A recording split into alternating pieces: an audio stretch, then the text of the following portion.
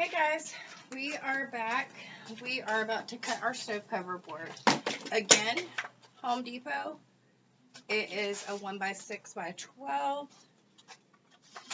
And I've dropped my measuring tape, so hold on.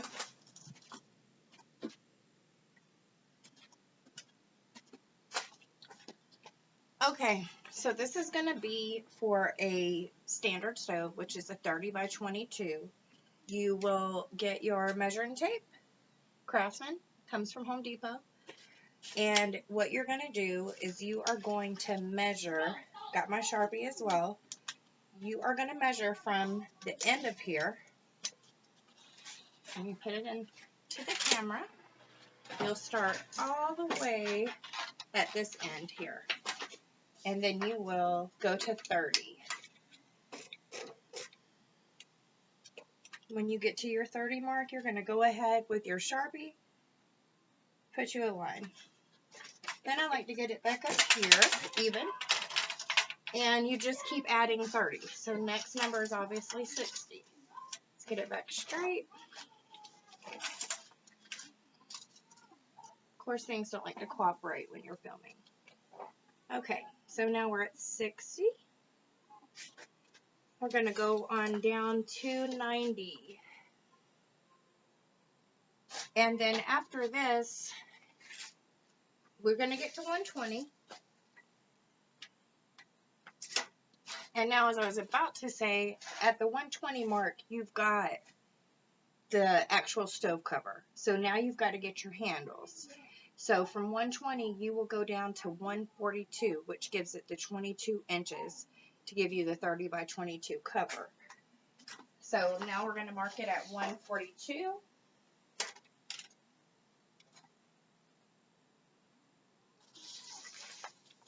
Okay, so I've got us marked.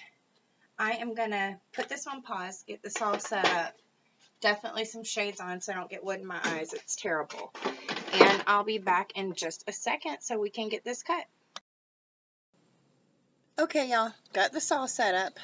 Precaution, long-haired girls, guys, whoever, I would suggest let's get that hair back because we want to have this hair after we get done with our project.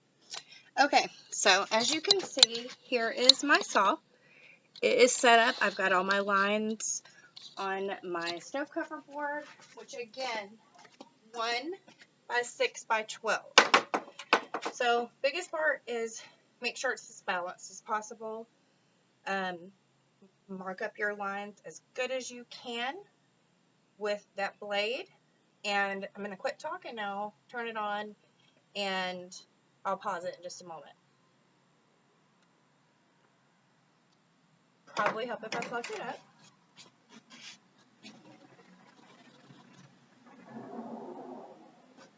Okay, guys, let's get to business. All right, so we're going to do our first cut. Again, each line is 30 inches down from each other. Once you reach 120 inches on your board, you will then count 22 inches down, which gives you 142. And that will turn into your handles. I'll show you that when we get there. Right now, we're going to cut the cover itself.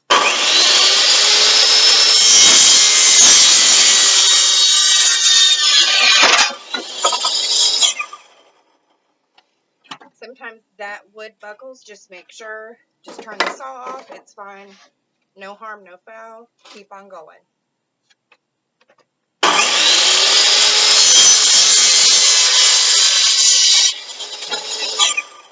Okay, so there is, you're going to see the difference immediately. This is going to be your handles.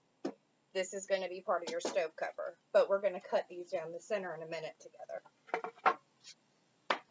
Okay. So we had a little bit of wood come off. That's okay. That can be the bottom of our cover. And we can fill it with wood fill. It's no big deal at all.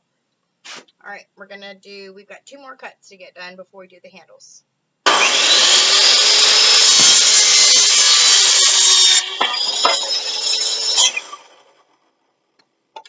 And you guys, please wear sunglasses instead of being hard-headed like myself. Couldn't find them. I was trying to see if this tells us what wood this is. But either way, 1x6x12 Home Depot.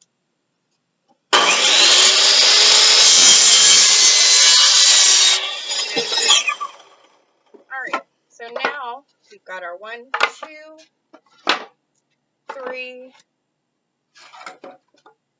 4 pieces, which is going to make our cover.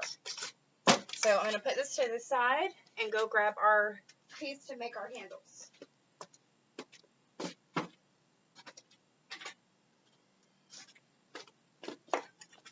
Okay, so here we go. I kind of eye this every time and pray for the best.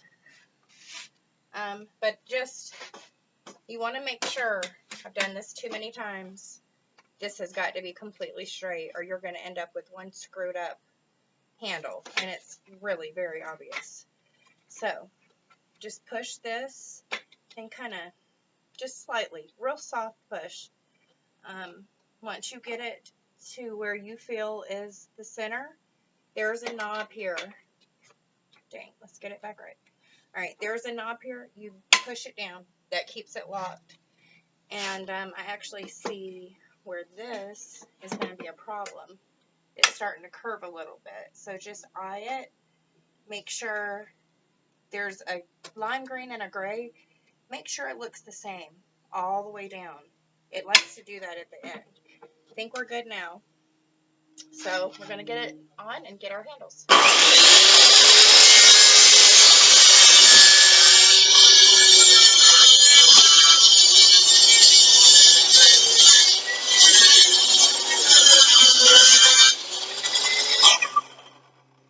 Okay, now we have our handles. We will assemble this together. I also have to stain this. It is going to be the stain called Gunstock. It is, I think, by Minwax, but I'll show it to you in a minute. I'm going to go get some of this wood off of myself, and I will be right back. Thanks for tuning in. Okay, guys, I am back for us to go ahead and start staining. We are actually going to be using this stain today. It's called Gunstock. I got it at Home Depot. Their stain really works really, really good. And you can waste your money on stain rags, but to be honest, my kids' clothes that is stained from whatever, I usually just keep those and cut them into scraps and make my own rags. So up to you, save a buck or spend a buck, but I'm trying to save mine. So anyway, I don't really feel that there's a wrong way to stain. You are just gonna, I definitely feel like up, down, but at the end of this type of staining, you can't really tell. There's no way to mess up. So anybody can do this. I prefer to get mine stained before I build, because sometimes, even if they're still all together, you're still going to sometimes see a little bit of that lighter color wood, especially if you have like a black stove cover or something and you build it and then go to put, you know, the color on. You're going to have some areas that are going to be not really patchy, but you're going to see it depending on what angle the person's standing in your kitchen. And for me, I want my customers happy 100% every time, so they come back. And, you know, it ends up putting pieces in all their families' homes too, which is really super cool about this job.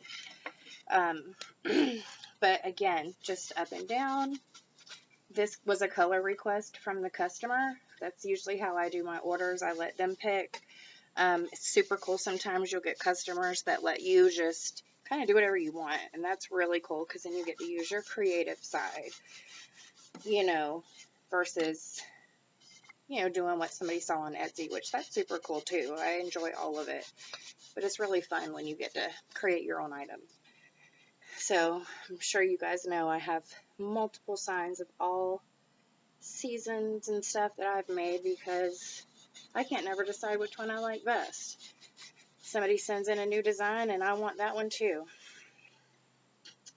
But anyway, so we are getting this done. I'm going to put you on a pause. It's the same process as this as far as up-down strokes with the stain on the actual stove covers. And then we will get it built together. But we will be waiting for that stain to dry. So tomorrow we'll be doing that together. So I will see you in a bit. Hey y'all, your girl is hot and tired.